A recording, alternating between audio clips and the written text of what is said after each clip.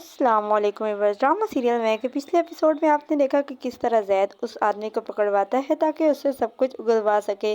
वो सब कुछ सच नहीं बता रहा होता है, जिसके बाद जैद के आदमी उसको मारते पीटते हैं और वो सच बताने को तैयार हो जाता है। आखिरकार वो सब कुछ जैद आता है और फिर उससे पूछता है कि तुमने ये सब क्यों किया। तो वो उसे कहता है कि सर, मैं तो सिर्फ अपनी ड्यूटी निभा रहा था, इसमें मेरा क्या कसूर है। वो उसे कहता है कि प्लीज़ आप मुझे ना दें, क्योंकि उसे डर लग रहा होता है कि कहीं ये लोग इसे मार भी ना दें।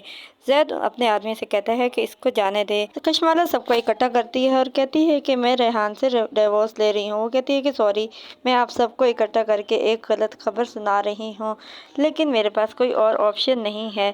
मैं उसके साथ मज़ीद नहीं रह सकती। मैं उसके साथ खुद को इनसिक्योर फील करती हूँ, कहीं वो मुझे मार ना दे। कशमाला सबको उसकी हकीकत बता देती है और कहती है, कशमाला सबके सामने जाफिर को कहती है कि आपका बेटा अल्कोहलिक है। और वो उसे कहता है कि मेरे बेटे ने तुम्हें तो कुछ नहीं कहा ना। तो वो सबके सामने दिखाती है और कहती है कि देखें, उसने मुझे मारा है। उसका बाप यानी आसिफ तो बहुत ज़्यादा गुस्से में आ जाता है और वो जाफिर से कहता है कि ये ज़्यादा नहीं हो गया, उसकी हिम्मत कैसे हुई मेरी बेटी पर हाथ उठाने की। एक तो उसने मेरी बहू के ऊपर घटिया नज़र डालने की कोशिश की है और दूसरी तरफ मेरी बेटी को मारा। ये हद नहीं हो गई।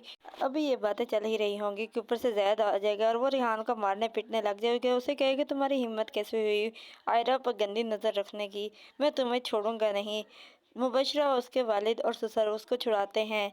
मुबशरा को बहुत ज़्यादा अजीब लग रहा होता है। वो सोच रही होती है कि रिहान ने तो सब कुछ ज़ाया कर दिया, मेरी सारे किए हुए पर पानी फेर दिया। वो बहुत ज़्यादा शर्मिंदा हो रही होती है।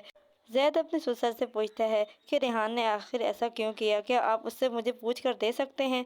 और वो अपनी बहन को भी वहाँ से लेकर चला जाएगा और कहेगा कि कशमाला, तुम्हें अब इस घटिया इंसान के साथ रहने की कोई ज़रूरत नहीं, मैं तुम्हें अब एक मिनट भी इस घर में नहीं रहने दूंगा।